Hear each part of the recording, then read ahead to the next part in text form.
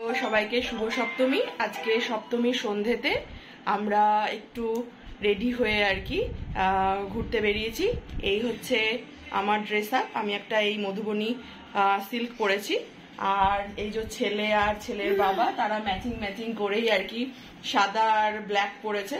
তো ছেলের বাবা যেহেতু ছেলে এই কালার পরেছে, তাই ছেলের বাবাও সেই কালার চাই, যতই পুরনো হোক নতুন থাকা সত্ত্বেও মানে যেহেতু এই কালারের নতুন নেই ছেলের ম্যাচিং এর আর কি, তার জন্য পুরনো জামা পরেই হচ্ছে গিয়ে ঘুরতে বেরোচ্ছে। তো যাই হোক, চলো দেখি ঠাকুর দেখতে যাই প্যান্ডেল হপিং। দেখতে খুশি, রাস্তায় চারিদিকে আলো ঝলমল করছে, কোন দিকে তাকাবে বুঝতে পারছে না, কিন্তু পেছনে মাকে রেখে মাকে দিয়ে তাকিয়ে রয়েছে। চলে এসেছি প্রথম প্যান্ডেলে। এটা হচ্ছে মেদিনীপুরের রাঙামাটি বলা যেতে পারে। সেখানে বিশাল বড় একটি মাঠ, কিন্তু সত্যি বলতে কি এটা সবাই আমরা দেখতে আসার জন্য প্রচুর ভিড় করি ঠিকই, মানে এত লোকের ভিড় সে আছে, মানে ভিড় ঠেলে হচ্ছে গিয়ে যেতে হচ্ছে সবাইকে। তো যাই হোক, মানে এখানকার প্যান্ডেলটা একটা ছিমছাম সাদা মাটা গোছের মধ্যেই হয়ে থাকে, কিন্তু এত ভিড়ের জন্য আমি ভেতর পর্যন্ত আর ছবি তুলে উঠতে পারি না। চলে এসেছি দ্বিতীয় মণ্ডপে, যেটা বলছে এখানকার এখানকার প্যান্ডেলটা খুব সুন্দর লাগছে, একটু অন্যরকম।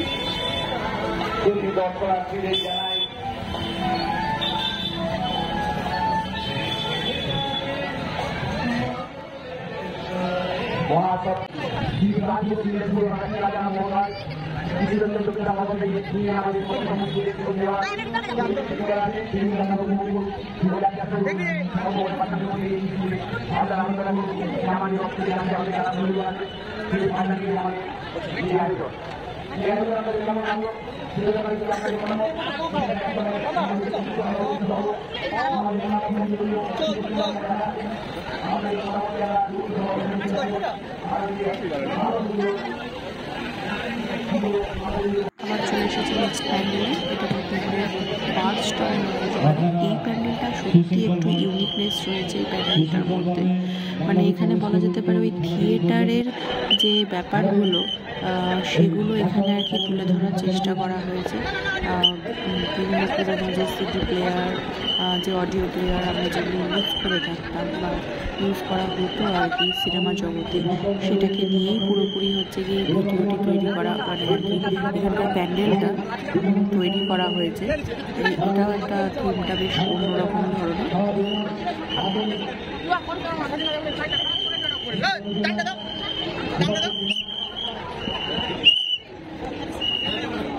পুজো দেখতে গিয়ে এত ভিড়, সেখানে মানে ভিডিওতে সবাই শুধু ওই যে গার্ডগুলো রয়েছে তাদের ওই বাঁশির আওয়াজ শুনেই হচ্ছে যে পুরো ভিডিওটি গেছে তারা কানের কাছে এত জোরে জোরে মানে আর কি বাঁশি বাজছে, কী বলবো। যাই হোক, এটা তাদের একটা কাজের মধ্যে পড়ে, যাতে হচ্ছে যে বেশি ভিড় না হয় এবং সবাই যেন প্রত্যেকটা দর্শনার্থী যেন হচ্ছে যে সুন্দর এবং সুষ্ঠুভাবে যেন মন্দির মানে প্যান্ডেল বা ঠাকুর হচ্ছে গিয়ে দর্শন করতে পারে, এটা তাদের কাজ।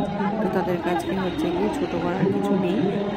এই যে যেটা বললাম, মানে পুরো ফিল্মি ভাবনাটাকে আর কি তুলে ধরা হয়েছে। মাকে দেখার পরে তো আর কিছুই মানে মুখে আসে না, যাই হোক মাই থাকে। এটা হচ্ছে নেক্সট, যেটা রবীন্দ্রনগর বলা হচ্ছে। এখানে সত্যি বলতে এত ভিড়, ছেলেকে নিয়ে আমরা আর ভেতরে ঢুকতে পারিনি। আপাতত এইটুকুটাই আজকের দিন। আজকের দিনটা আমরা এখানেই শেষ করছি।